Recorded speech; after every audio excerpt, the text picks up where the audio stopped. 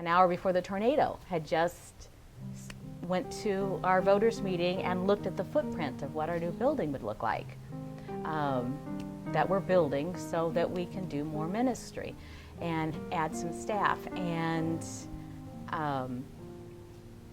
then an hour later, a mile on either side of the church is flattened.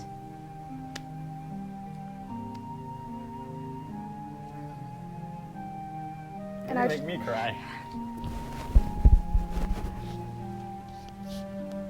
The church is still standing. I mean, the mayor did an interview from our parking lot and said no places of worship in Washington were damaged.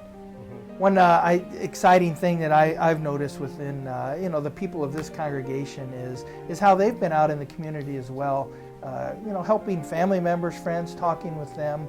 And I've had a handful of people come in from the community, and they said, so-and-so who is a member at your church said that I should come and talk to you. And it's, this disaster has offered opportunity for this church to minister to a number of the community members. We had a 80-year-old lady when we were out canvassing streets, and she told us that she was in the house, heard a noise, and what she heard was actually the sirens.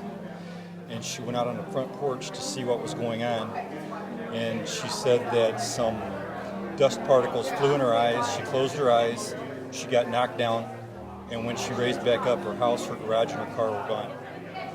And she didn't have a scratch on it. This church here for a reason, in this disaster, to change whatever life it is. It's just, it kind of blows people away when 40 people show up and don't invest and help them try to pick their life back together and put it back together. That's what I really like about where it's more Christ-centered than anyone can go out there and help. It's just, we bring the love of Christ, and we're the hands and the feet and the voice of Christ, so we get to share His love, and that's what's neat about it. It's really cool.